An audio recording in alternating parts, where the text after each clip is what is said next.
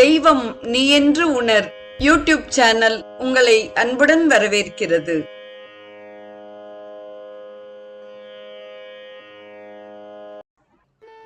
அன்பு உள்ளங்கள் அனைவருக்கும் இனிய சுபதின வணக்கம்.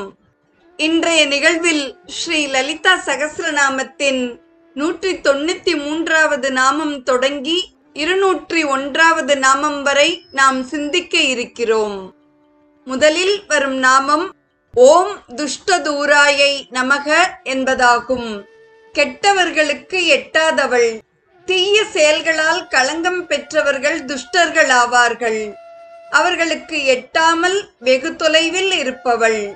வஞ்சகர் நெஞ்சு அடையாள் என்ற அபிராமி அந்தாதி பாடல் அவள் தீயவர்களிடமிருந்து எட்டி இருப்பவள் என்பதை குறிப்பிடுகிறது. பண்டனுடன் போரிட்ட பொழுது அவனுக்கு அருகில் இருப்பவள் போல் தோன்றினாள் என்றும், பண்டன் தாக்க முற்பட்டவுடன் தூரத்தே நின்று அஸ்திரங்களை விடுத்தாள் என்றும் முந்தைய நாமங்களில் இது குறித்து சிந்தித்தோம். தொலைவில் நின்ற தூணெறி தோகை என்பது திருமூலரின் மந்திரம். கெட்டவர்களுக்கு எட்டாத தொலைவில் இருப்பதையே திருமூலரும் குறிப்பிடுகிறார். தொடரும் நாமம் ஓம் துராச்சார சமன்யை நமக என்பதாகும். தீய நெறிமுறைகளை அடக்குபவள். வாழ்க்கையின் நெறிமுறைகள் ஆச்சாரம் எனப்படும். சான்றோர் வகுத்த நல்ல நெறிமுறைகளே ஆச்சாரமாகும். அதற்கு எதிரிடையான செயல்கள் துராச்சாரமாகும். அந்த கெட்ட நெறிகளை அம்பிகை அடக்குகிறாள்.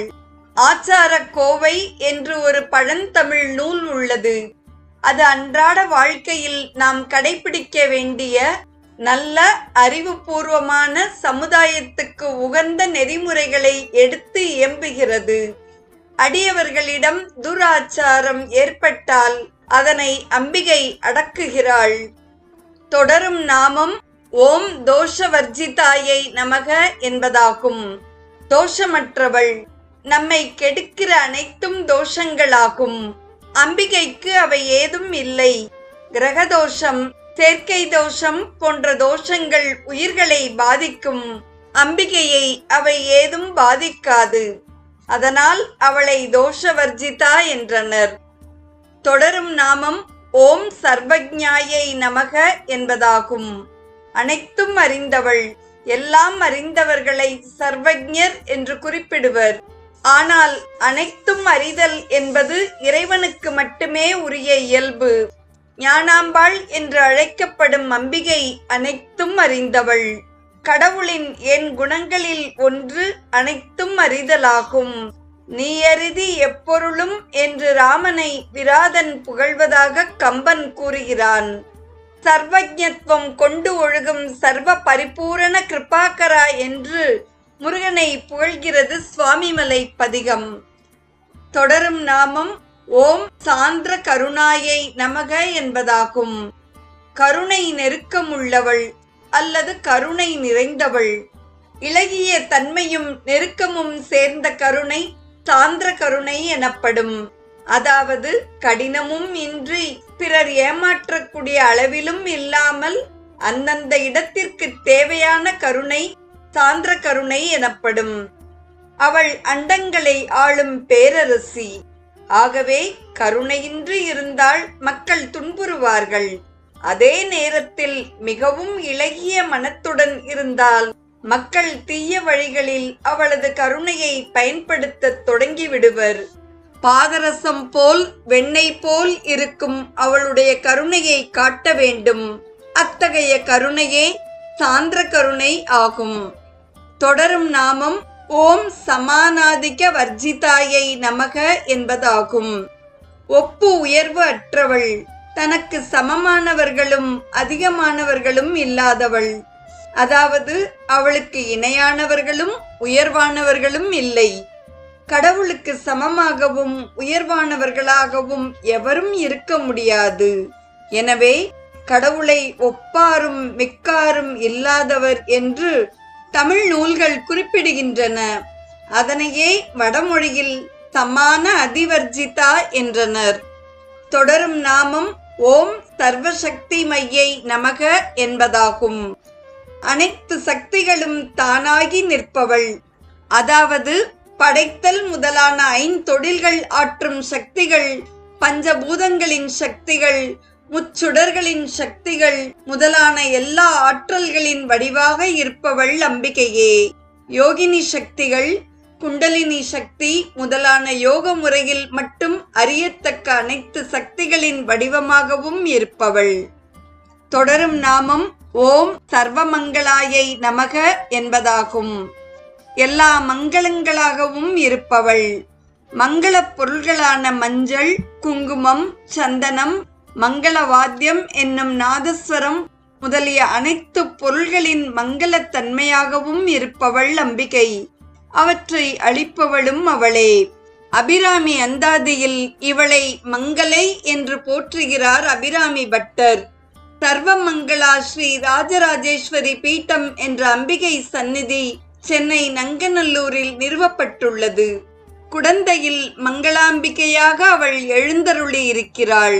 திருவிழாக்கள், பண்டிகைகள், திருமணம் போன்ற அனைத்து மங்கள நிகழ்ச்சிகளும் அவள் அருளாலேயே நிகழ்கின்றன.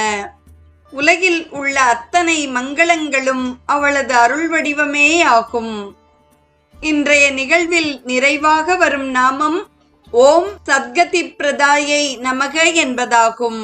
நற்கதியை வழங்குபவள். கதி என்றால் இலக்கு என்று பொருள். நல்ல இலக்குகளை அம்பிகையே அருள்கிறாள். இகத்தில் நல்ல இலக்குகளை அளிப்பதுடன் மறுமையிலும் நற்கதியே அருள்வாள். சொர்க்கம் முதலான இன்ப உலகங்களை நாடுபவர்களுக்கு அந்த இலக்கை அருள்கிறாள். மோட்சமாகிய வீட்டின்பத்தை வேண்டுபவர்களுக்கு அதனை அருள்கிறாள். துர்மரணம் முதலிய காரணங்களால் நிலையின்றி அலையும் உயிர்களை நற்கதிப்படுத்துபவள். பரீட்சித்து மன்னன் முனிவரின் சாபத்தால் பாம்பு கடித்து துர்மரணம் எய்தினான். அவனது குமாரன் ஜனமேஜயன் தேவி பாகவத பாராயணம் முதலான அம்பிகைக்கு உகந்த நற்செயல்களை செய்தான்.